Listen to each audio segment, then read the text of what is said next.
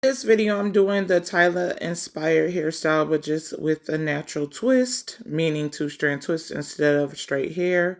Or you could just call this a natural hairstyle. I'm starting off with 3 sections, and those sections are pretty much going to be where 2 parts will be where the cornrows are, and the other section will be where more twists will be. I'm starting off doing 2 rows of twists in the back. I am not braiding the root this time. I'm just strictly twisting straight from the root. And that's just because later on she's going to untwist and unravel rather her hair into an untwist to give it some volume. And it turned out super cute later on when she was wearing it. And I am using this Cream of Nature mousse, shining mousse, styling mousse. I love this mousse. You guys know this. I use this almost in every video that has twist. I like it because it gives the hair nice shine. It gives it a good hold for, especially when you're unraveling. And it just makes the hair feel really good when doing it. When it comes to the size of the twist, it's really up to you. I'm doing like a medium size. So that is why she had 4 braids in this row. Or you can also do like a free form type of twist. When I mean free or free parts, you could do like the circle parts. If you want to see how to do that, I will have that in the corner card, and you can check how to do circle. But yeah, I'm just parting it row by row. With the circle parts, it's not a row by row. It's more by a circle by circle type of look. But yeah, you just want to make sure you twist all the way down. And yeah, I just really love these twists. I'm going to just be showing you this back row. And I like to put the styling mousse on first because her hair is pre-stretched already and blown out. I do like to do her twist on blow dry hair because if you guys know, shrinkage is real. And if I started in the shrinking texture, which is more of like without it being straightened, her twist wouldn't be as stretched, like long. And I know you guys are wondering, well, when you put the mousse on, it starts to curl up. Yes, it starts to curl. That's why you only add the mousse row by row or braid by braid or twist by twist, because you don't want it to get completely like super, super curly, like to the point where it looked like she just got it washed. And then once you get done, you want to clip it down with clips just to weigh the twist down so it doesn't shrink up too much. But you guys see how long her hair is when I am twisting it. It's like mid back, but by the time it dries, it shrinks all the way up to a little bit under her back, like almost shoulder length. So now I'm at the top. I probably would say it's about 6 rows back here. As you can see, her twists are very, very juicy and very, very full. She has thick hair. So yeah, I'm not saying you won't have this look if your hair isn't thick, but if your hair is more on the finer tip, I would probably suggest doing smaller size twist than what you see here. And this is just the back section. And if you haven't already, please hit that follow and subscribe button. I have a ton of other natural hairstyles.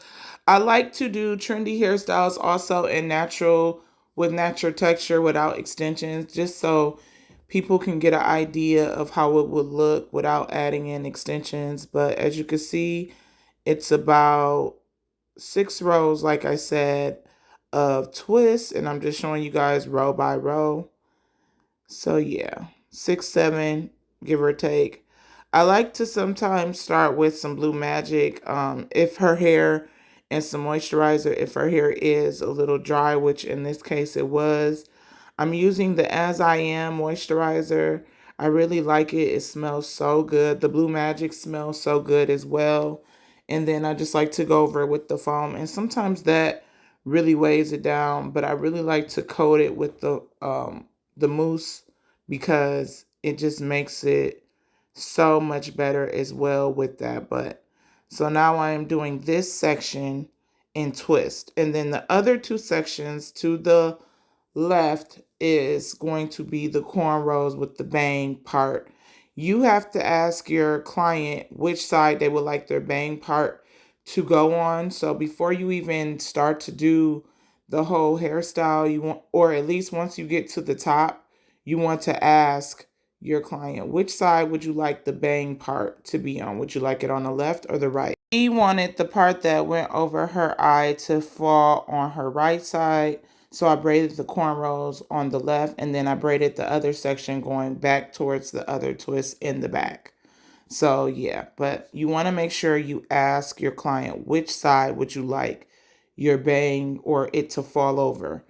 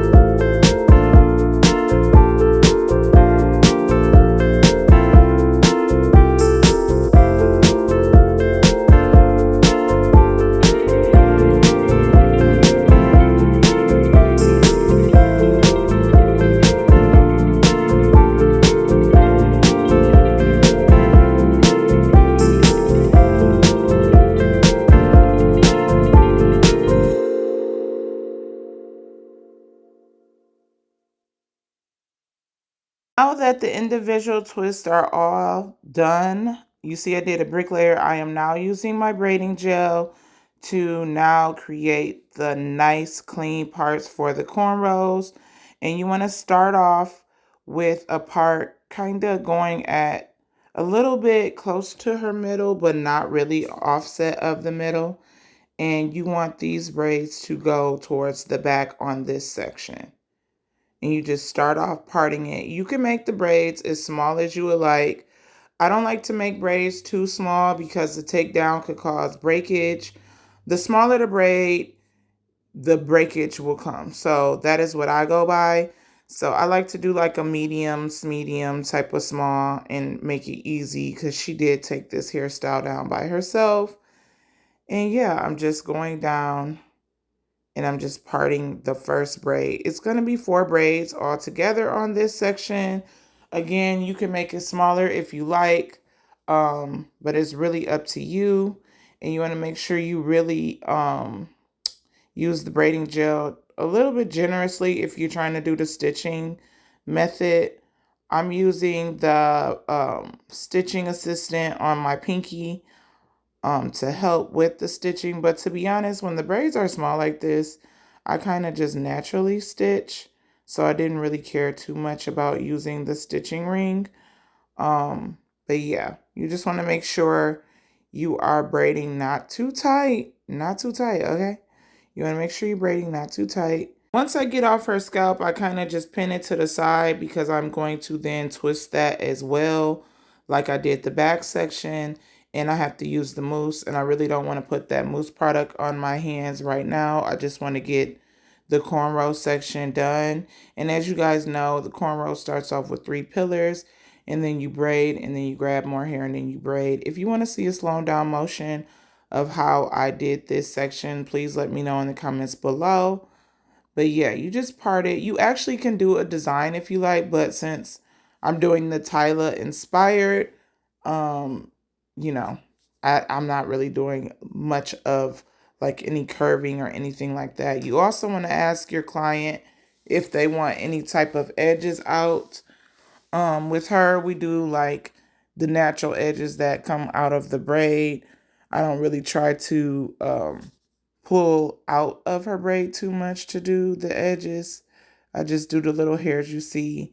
I know I told you guys in the beginning of this section it was only going to be 4 braids. I really was like, oh man, no, it's going to be 5 braids. So make sure you part all 5 if you're doing it exactly like mine. You can pre-part ahead of time if you would like. But again, the size is really up to you. So be mindful of that. And I love this hairstyle because you're getting best of both worlds. You're getting individuals meet cornrows, and you getting like a little bang action. And you can definitely style this hairstyle. My daughter styled this in so many different ways. I did do a quick video of a couple styles you can do. So you can click that at the end of this video to see how you can style this other than wearing it the traditional way, which is down. And yeah, I just really love Fulani hairstyles in general just because you can get the best of both worlds. Um, and you don't have to necessarily worry about the hair really falling into your face as much. So yeah.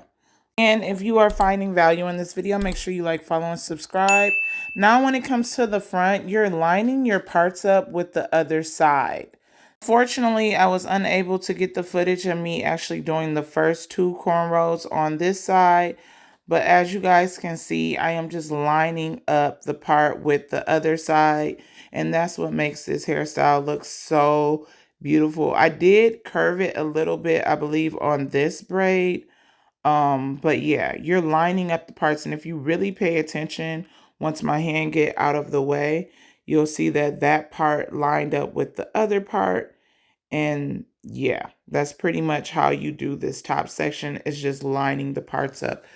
After so long, though, you're not going to be able to line it up. So you kind of want to just give it like a curve and follow the nature or natural way of the flow of the braids. And that is how I did the design at the top. And you see it's not going right over her eye, but it's close enough, giving that cute, little look of how the hairstyle is. And yeah, I'm just braiding. And you see right here, those last 2 braids, I was unable to match up the parts because it was only 1 braid left. So yeah, but the first 2, you definitely want to line up with the part. And now I'm just going with the natural flow of how the braids are going. And I am just now just braiding and continuing to braid. On this side, I believe it was more of, let's see, 5 braids as well, maybe 6, give or take. And yeah, I just braided it all the way. And then again, I did not want to do the twist right away. So I just braid all of the braids and then I twisted. This hairstyle will last you 3 weeks for sure if you are tying it down. Each week you want to moisturize it and go over it with some type of leave-in and go through your scalp with some type of oil at least once a week. And then when you bathe or shower, you want to wear a shower cap. And then within that last week, you can kind of unravel the twist and rock that out. So you can do 4 weeks. but you really want to make sure you're wearing a scarf at night. I'm not saying a bonnet, a scarf, because scarves keep the hair in place and lay those cornrows down. So yeah, you want to wear a scarf, not a bonnet. Bonnet makes your hair just rub all over the place, and you don't want that. You don't want to have frizzy twist and frizzy braids. So to make this last, you want to use some type of scarf or a do-rag even. And you also, when you do this hairstyle, I meant to mention this. You want to make sure you are detangling as you go down the twist, like you see, like so. I'm using the unbrush because you do not want to have um a knotted twist. But yeah, this hairstyle though, as far as longevity, it lasts you a good month with good maintenance and care. So it really depends on how you are doing each thing. How you put on a shower cap, how you put on a scarf at night. It's really up to you. So keep that in mind. But it lasts just as long as any type of other braiding style. And then I would recommend taking it out and doing a nice clean wash and then doing whatever style you see fit moving forward. As you guys can see, I'm using the exact same products that I use as far as the twists onto these twists that are in the cornrow, and that is pretty much how you achieve this look. At the top of her hair, she does have a bit of heat damage, so the curl didn't get as juicy as I wanted it to look. So we're trimming that little at a time, week by week, but yeah. And I'm just doing the same thing with these last 5 braids, and it's turning out super cute. You guys, do you see? Do you see it?